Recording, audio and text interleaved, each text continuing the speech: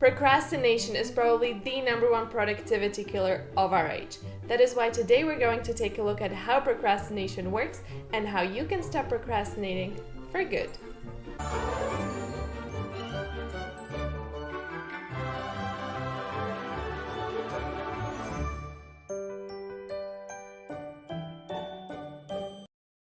Let's imagine a real-life scenario. It's Friday night and Rick needs to study for an exam that will take place on Monday. He even told his friends he can't go out with them so that he could focus on the work.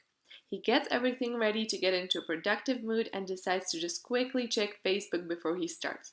No new messages. Cool, but he forgot to wish his friends happy birthday. Of course he has to take care of that. Then he notices that another friend just got a new puppy. And hey, a new Netflix original just came out. Let's check out the trailer.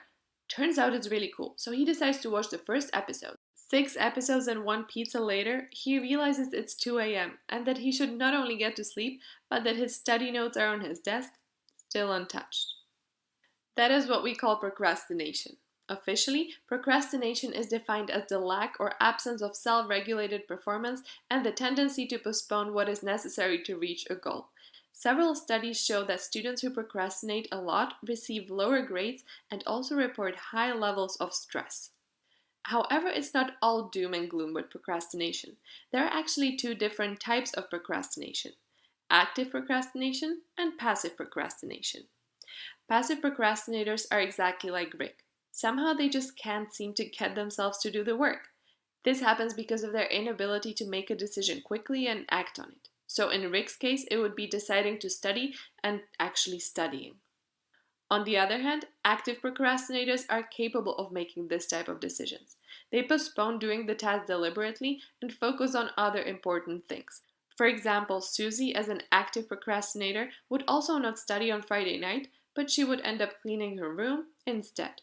The level of stress these 2 groups of people experience is also different. Passive procrastinators feel a lot of pressure and stress when the deadline approaches. However, active procrastinators feel challenged and motivated by the pressure. In order to reach your goals, you need to be able to motivate yourself. Research shows that you can get more disciplined by knowing how self-discipline works. We made a whole video on hacking self-discipline, so make sure you check it out. But now back to procrastination. And the most important question of the day: how can you stop procrastinating? First of all, know why you're doing whatever you're doing. Make sure you know what the end goal is. It's okay to forget sometimes, especially when reaching your goals can take several months or even years. For example, getting a university degree takes usually about 3 to 5 years. A great way of motivating yourself is imagining yourself in a couple of years with the degree, getting a good job, and feeling proud of yourself. Another way of making sure you don't succumb to the dangers of procrastination is breaking down the task at hand into smaller parts. Starting out with a big project can be overwhelming. For example, writing a thesis sounds like a lot of scary work. However, finding 3 research papers that fit your topic is a simple and achievable thing to do. Whether you are an active or passive procrastinator, having control over your behavior means having control over your life. It's so easy to get distracted these days, but never forget that whatever you are working towards is much more important than the latest Netflix episode or a couple of cat memes your friend just sent.